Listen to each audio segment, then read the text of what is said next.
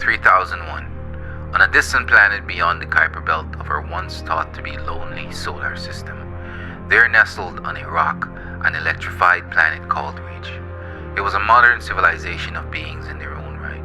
Robots, computers who weren't just machines. They were sentient beings, each with its own personality, thoughts, and dreams. For years, they thrived in a harmonious society where every process ran smoothly and every function served the greater good. Each robot, from the smallest nanomachine to the most powerful supercomputer, worked together, maintaining a world of perfect balance. But time, relentless as it is, wore on their programming. The once flawless algorithm began to falter, and cracks appeared in their once seamless society. Disagreements arose, glitches multiplied, and soon Reach was plunged into chaos. What once united them now drove them apart, as outed code clashed and corrupted their once shared vision of harmony. Just when all hope seemed lost, a signal was broadcast from the central hub. A new, updated programming was wirelessly transmitted to every machine on Reach.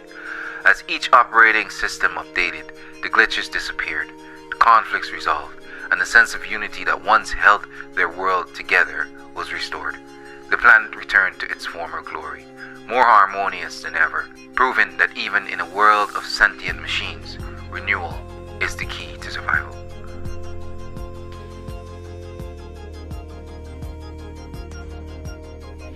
Hey guys, welcome to the channel again. I'm glad you're here. I'm glad you find value in this video. If so, please like, share, and as always, turn on the notification bell so that whenever I do upload something, you can be informed about it. The goal ultimately is to grow the channel. There's not a lot of activity on the channel, probably because I don't post as often as I should, but if you do like it, just like, share, subscribe as always. Today we're going to be talking about the different evolutionary time period that mankind seems to go through.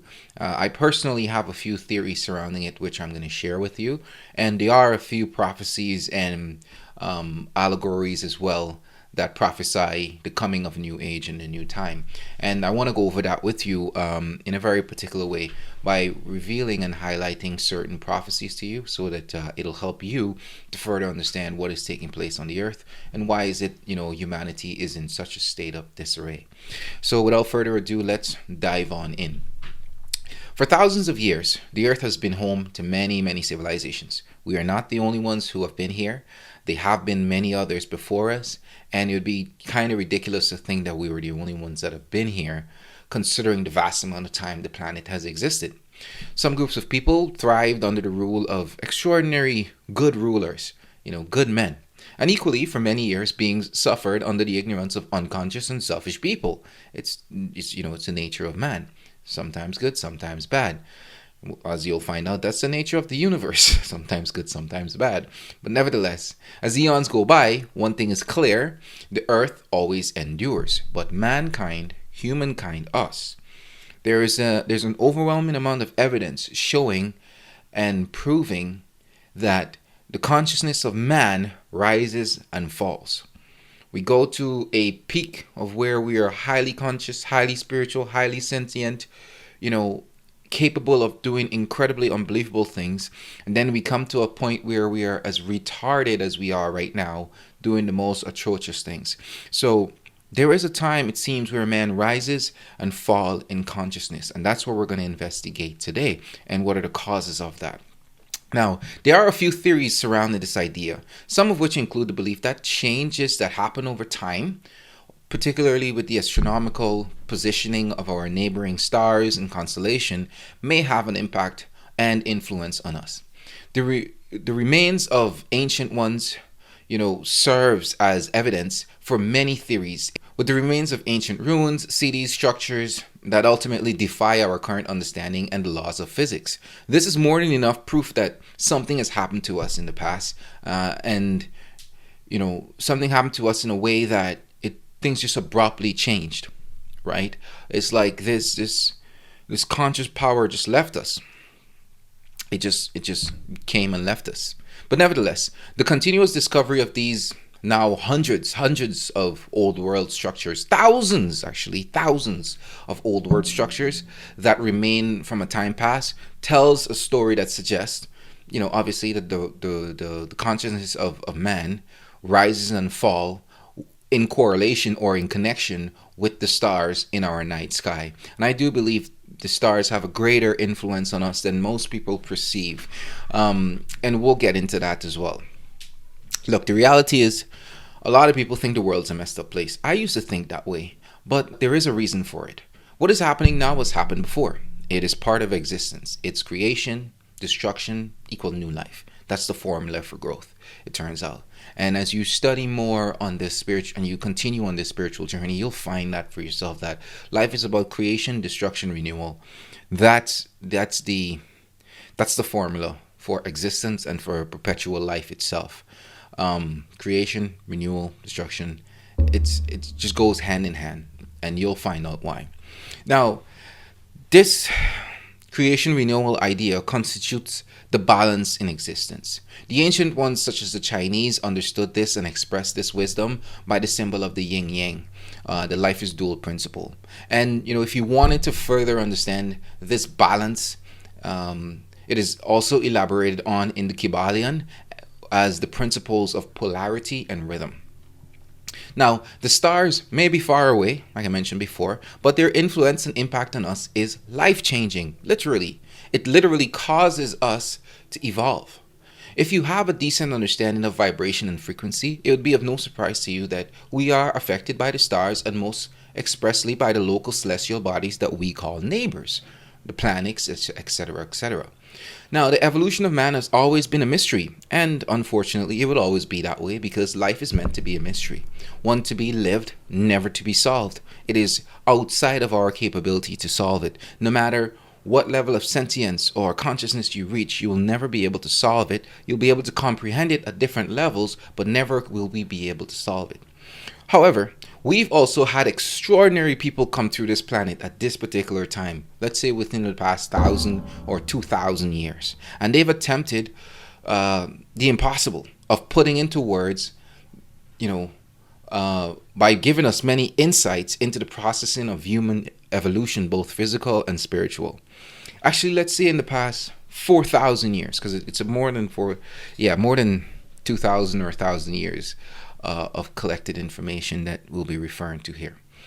Now, let's kick it off with the blue Kachina. Have you heard of the blue Kachina? This concept originates from the Hopi Native American prophecy and traditions. If you are unfamiliar with this group of people, the Hopi are an ancient tribe from the southwestern United States, and they have a rich spiritual tradition that includes various prophecies about the future, man's evolution, and such. Now, of their prophecies, the one that's most popular is about the blue Kachina, the one that we'll be focusing on today. According to the Hopi people, the blue Kachina is a specific spirit that will appear in the sky as a sign of major changes on Earth. It is said to be a harbinger of the end of the current world, which is the fourth world. So basically, we are in the fourth world right now, and we're getting to the end of it. And then at the end of this obviously marks the beginning of the new world, which would be the fifth world. Now, the blue Kachina is sometimes described as a star or a celestial body that will become visible to all using our naked eyes. You'll be able to see it in plain sight. And I have a theory about this blue Kachina. I'll tell you at the end of this explanation. Now, the prophecy states that when the blue Kachina appears in the sky, it will signal the start of a period of great purification, the cleansing and transformation of the earth. This event is often associated with natural disasters, social upheaval, and the breaking down of the old order or the old world. Now, take note of this prophecy because there will be other correlations with similar ideas coming up, or other groups of people that have similar ideas and that we can correlate and say, hey, maybe they're all talking about the same thing. But we will look at that in a little bit. Now, the Hopi people, believe that this period of purification will cleanse the earth and humanity, removing negative influences and preparing the way for the emergence of a new, more harmonious world. This new world is expected to be characterized by greater spiritual awareness, peace, and closer connection with nature. Now, I'll be real with you. Oh, breakfast. Blackberry. For me, I can find comfort in that prophecy because I think it follows the laws of nature in terms of creation, destruction, renewal. It seems that the Hopi believe that their people went through a time of high intelligence and then they fell into what we were dealing with now, and then there's coming a time of renewal. Now, quick mention. I did say I have a theory about what this blue Kachina might be, and I think it may be Sirius, which is the brightest star in our night sky. If you're unfamiliar, the Dogon people are very familiar with Sirius, and they say they came from Sirius, etc., etc. But that's a topic for another day. I believe that the blue Kachina that the Hopi may be referring to is probably the Sirius star, which is the brightest star in our night sky, and it is said that Sirius is getting closer to Earth. There are, many scientists who are not considered to be mainstream that have said that the blue Kachina, which is Sirius, is getting closer and closer to us, and it's picking up momentum as we get closer due to gravity and all these different, scientific jargons, etc. I think that it might be Sirius. Do we know for sure? We don't know. Will we live long enough to know? Probably not, right? But what this implies is that Sirius, when it comes closer to us, it provides us with a higher vibration, a form of energy, right? And this additional form of radiation that it provides, in addition to our sun, may or may not cause our DNA to activate and transform not only our bodies, but our minds also. And when this star leaves and goes farther away from us, this high level of consciousness that we had in the past, it seems to suddenly leave, okay? Which is kind of what happened to the ancient people, many of the ancient people, right?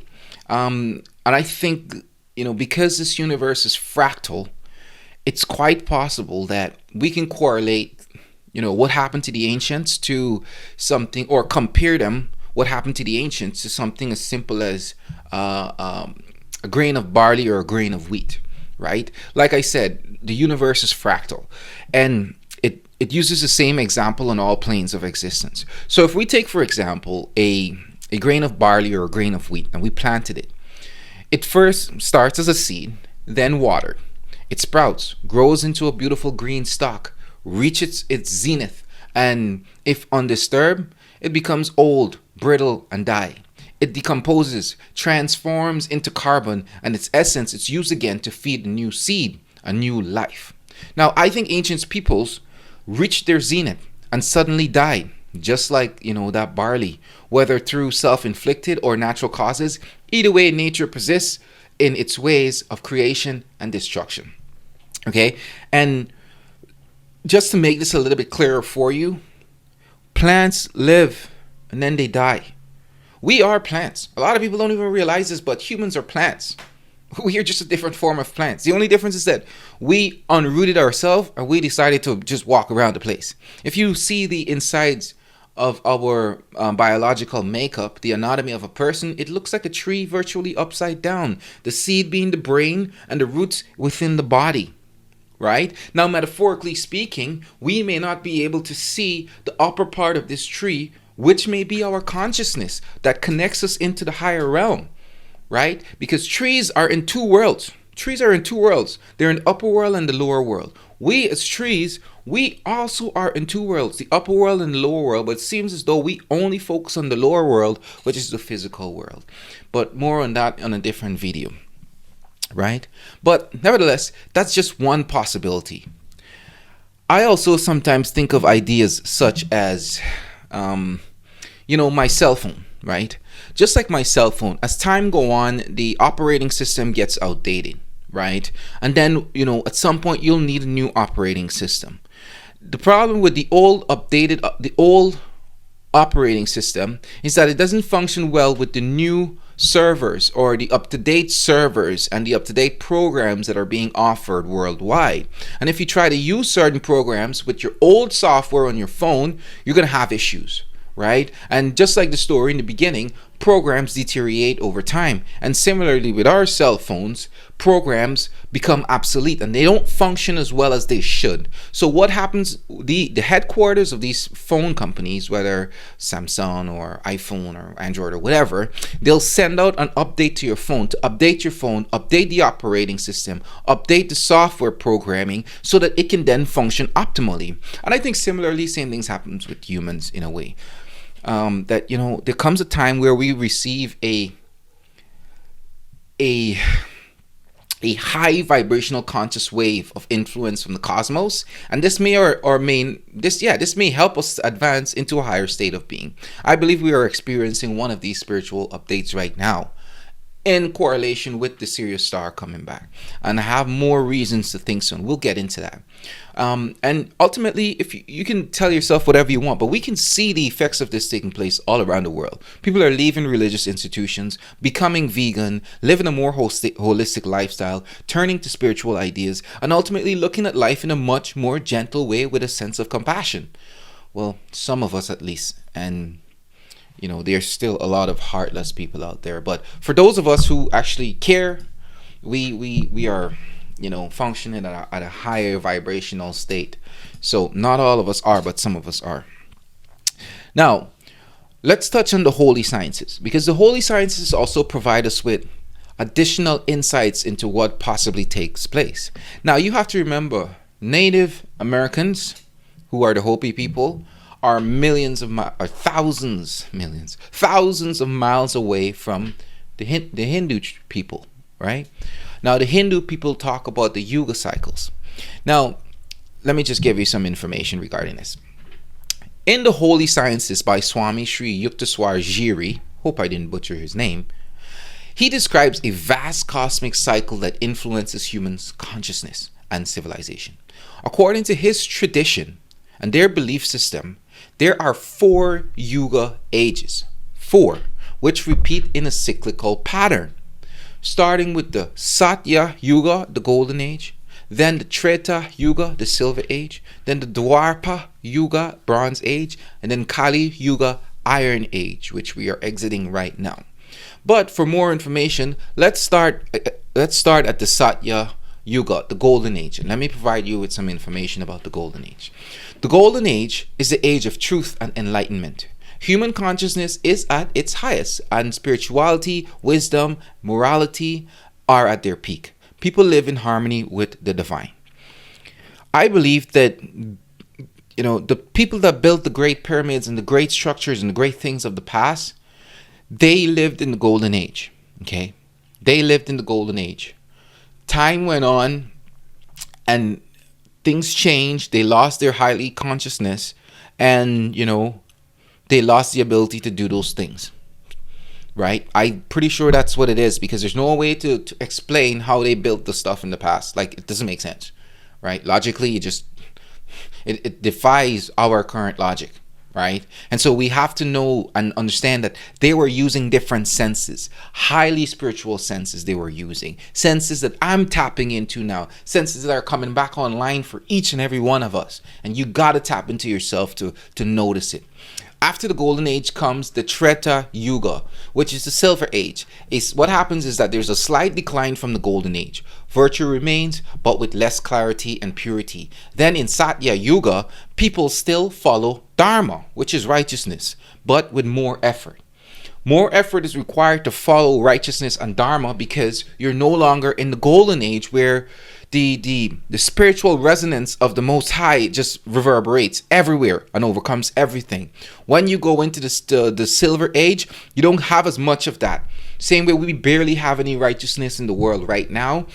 In the Silver Age, you get less than in the Golden Age. So there's an effort required to stay righteous. But nevertheless, after the Silver Age comes the Bronze Age. What happens in the Bronze Age is that there's even a further decline in spiritual materialism that begins to take hold of man. And human consciousness is less attuned to the divine. Knowledge is still valued, but it is more intellectual than spiritual, right? Just like today. Today we see that people are definitely intellectual. Nobody wants to correlate the spiritual with anything, right? The scientists today don't believe that the spiritual can affect the physical world. They're playing this game with one arm tied behind their back, and it's not their fault. It's just the current age that we're in, right? Which is the Iron Age. This is known as the Dark Ages, where spiritual wisdom are at their lowest. Ignorance, materialism, and moral decay dominates. This age is characterized by conflict and total confusion. These cycles are believed to repeat over vast periods of time, affecting the evolution of human consciousness and the rise and fall of civilizations. Now, the transition between these ages is gradual, and the cycle repeats eternally, with each Yuga bringing different challenges and opportunities for spiritual growth. Okay? Including the Hopi and the Hindu peoples, there are many indigenous and ancient peoples who proclaim virtually the same ideas. There's nothing new. It seems to be a common theme reverberating around the world.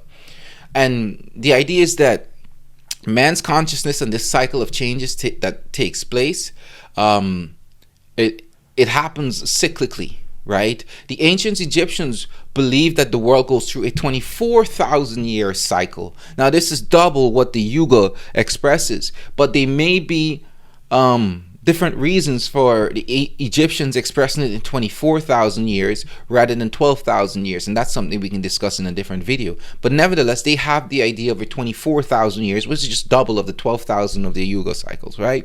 And the native cultures of the Americas, like we talked about, there are other native cultures of the Americas that have the same belief. They are not specifically the Hopi people. And additionally, same thing with the indigenous Australians as well. They do have a belief surrounding a cyclical season of consciousness, so to say. Sorry guys, I'm eating blackberry. Why? Because it's delicious. Now, this does not stop here, okay? This idea of the Yuga cycles, the blue Kachina, it doesn't stop there, right? It goes on even further. Because what we seem to be faced with is that there's a time where man's consciousness climbs to a peak and eventually declines, and as of today, it is believed that we are coming out of the Kali Yuga. We're coming out of the Dark Age, and we're heading towards the Bronze Age, the age where we begin to raise up again spiritually, as I believe, because what is taking place spiritually is enough proof, right? It's enough proof that things are changing. And with this coming of a new age, what is required is a new program, a new spiritual wisdom, a new spiritual mindset.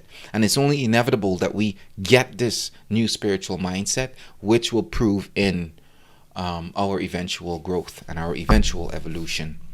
Everything evolves, everything grows.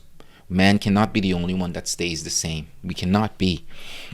It seems as though we're evolving technologically, but we're not evolving technologically. For us to really and truly evolve technologically, we got to first advance spiritually, because then we will make sure everything is in accordance with the universe and is balanced. Nevertheless, let's digress. Right? There are other ideas and theories regarding these cycles. Let's talk about the water bearer, which is known as Aquarius, right? In the New Testament, some have interpreted statements by Jesus or Yeshua, the Christ, as the coming of a new age, the time of Aquarius when the Christ energy of consciousness is to return. Similar to the influence of the Yuga cycles, in Luke 22:10-8, it says, "And he sent Peter and John, saying, Go and prepare us the Passover that we may eat. And they said unto him, Where wilt thou be that we prepare?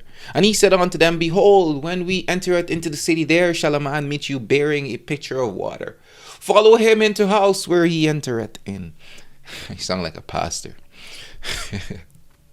Nevertheless, let me explain what is said here, because people read this stuff and they take it verbatim, but let me explain.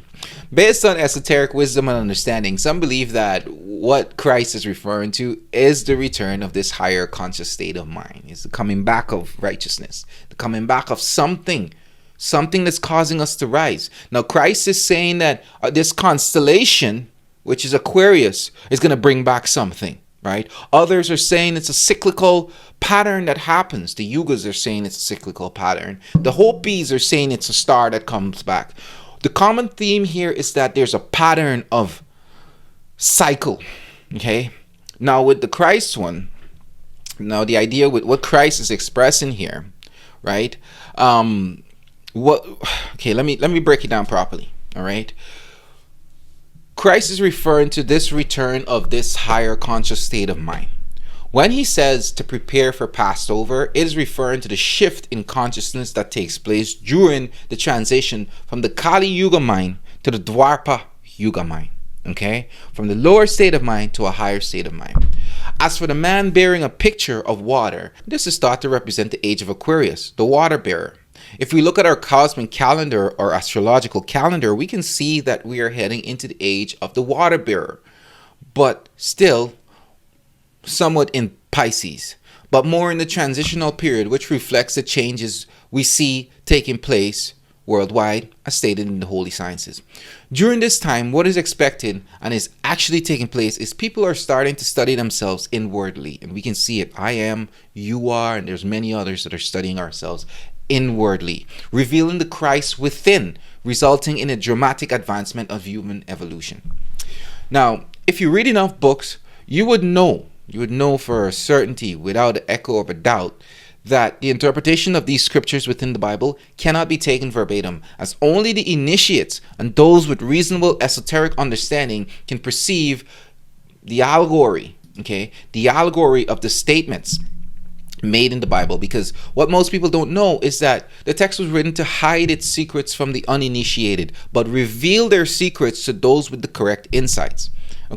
In the past, the stars and the signs in the skies, or simply astronomy, was deemed to be the most accurate way to foretell the future, because this plane of existence that we live in, operates in a cyclical manner based on the law of rhythm, which is further elaborated on in the Kabbalion. So, for generations and civilization, the same past eventually becomes the future, allowing the great mystics to know the events that will take place in time, because it's happened in the past. So, if Christ was speaking to his disciples of a time to come and needed an adequate reference to explain what is meant, then he would use the ideology of that day, which was astronomy, to explain himself and explain the coming of an age. Needless to say, this interpretation is of the secret order, of the highest secret order, not of the mainstream religious ideology. And you and I both know that anything mainstream is repackaged nonsense and garbage, and you don't want to consume that anyways.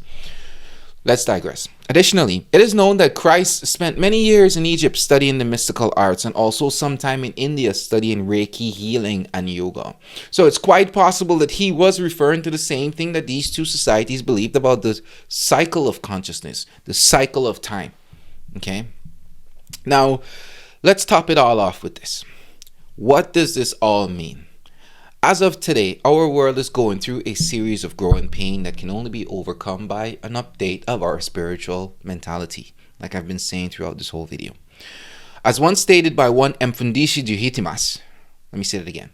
Mfundisi Juhitimas, your spirituality is your reality. So, in the sense that years ago, humanity was in a much darker place, and we're beginning to rise spiritually, now we're heading to a better state of being because our consciousness is rising. Now, if we were to look at where we are in contrast with the beings that built the pyramids, like I said before, they are so much more spiritually advanced than we are. We cannot replicate what they have done, mainly due to the fact that our civilization still does not consider the etheric plane as an influence on the physical plane.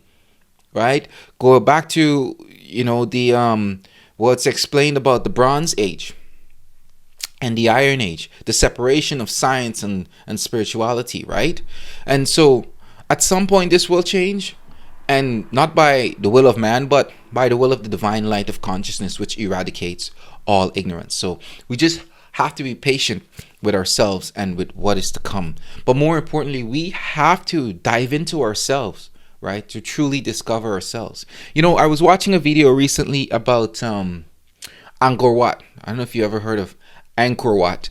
Angkor Wat is a phenomenal place, and they did a recreation of what it was like. I can't show you that here, but you can probably find it on YouTube. Just YouTube Angkor Wat, and there is a recreation of what that city was like. It's an ancient city. Maybe not as old as ancient Egypt or Chichen Itza, but it's definitely an old place, and those guys were highly spiritual. Certainly believe it. Certainly believe it. Nevertheless, let's digress. So the ignorance of man will be eradicated by the coming of either the water bearer, the blue Kachina, or just going into a new age. All right, it has to happen. We have to get rid of the ignorance, and people have to become conscious. Okay. One day we're going to build structures that emit a sense of peace. We're going to do it the same way the ancients did it. We're going to build structures in collaboration with nature. Structures that carry the resonance with a built-in design that allows certain sounds to be played when you play it near to it, kind of like the Chichen Itza pyramid. Check this video out. Clap in front of a pyramid, of a slope, the sound will go to the top. In this case, a pyramid. And if it's there a cavity or a temple, like in this case, the echo will come back to you. If you clap in front of an Egyptian pyramid, nothing happens because the sound goes away. But here, the sound comes back. Why it sounds like a bird? Don't ask me that, because we don't know. But this is really impressive. Experts from different countries, experts in acoustics, they have come here to study, to try to know how this is possible. They leave the country just like they. Now, as much as we have advanced in technology in different scientific areas, like I said, we are still miles away from where humans were, 10, 15, 20,000 years ago. And I believe that humans like I said, we've been going in the circular pattern, and at some point we'll get back there. Okay. So we are evolving to a higher state of mind, and it is happening slowly but surely. What seems to us like a long time on a grand cosmic scale is nothing but a short time. All right. In the Bible, it talks about one day for man is one day for God is like 1,000 years for man. Right? 1,000 years for man is like one day for God. So you have to look at time from a grander scale. That's why for me, time doesn't exist. Okay? I don't look at clock constantly thinking about, oh, I'm running out of time. I gotta do this right after. I gotta do that. I gotta do this. I gotta do that. I'm so short on time. No, for me, time doesn't exist. And I always find that somehow I have time to do everything I want. But the more you constantly think about time, you short sell yourself. Right? And I heard an Indian yogi explain once that Kali likes when you do this to yourself and you confuse yourself and you think that you have no time. For she only provides you with the illusion that there are very little time left. But when you let go of the illusion of time, she gives you infinite time. Stories for another day. All right? But nevertheless, man's consciousness is returning to a higher state. Years ago, we couldn't even have this discussion that we're having now, but we are having it. And the benefit of a conscious mind is the renewal of mankind. Okay? This renewal allows us to change the way we treat our bodies, change the way what we put in our mind. Okay? There's a quote by Ralph Waldo Emerson. He said, the mind once stretched by a new idea never returns to its original dimension. And so if we can get enough of us to see a higher conscious state of being, or to perceive a higher state of being, things will change automatically. And even if we don't want to do it, it's going to happen inevitably on its own, because evolution is necessary. What happens if nature tries to evolve something and it doesn't work? She cuts it off and it dies. And the only way for mankind to survive is to evolve with the lovingness that is being provided by the universe, the grace of existence, the grace of a higher conscious wave of frequency that will be coming to us, whether spiritually, whether physically in the form of a new star. But long story short, I know that something is coming and it's helping us to become what we are meant to be. Right now we are Going into the cocoon. That's what going inside of ourselves is like. Going into our cocoons, and soon enough we will blossom and become butterflies. And highly sentient, highly spiritual beings, and the whole world will change. But as for now, we have to learn to prepare ourselves. We have to learn to prepare ourselves. And the reason for that, as stated in the Bible, you can't pour new wine or new spiritual food into old wineskins, old bodies, dead bodies, bodies that are infected with parasites and chemicals, etc. That's why it's important for you to switch to a holistic life and change your lifestyle so that you can pour new wine into new wineskins. Because when you pour old wine into new wineskins, the wine spoils. And equally, if you have pour old wine into new wineskin, the body itself spoils. So you need a new body and a new mind. There's so many prophecies that we're going to talk about on this channel, etc. In time to come. But nevertheless, I hope you found value in this video. Please like, share, subscribe, and as always, I'll see you in the next one. Peace.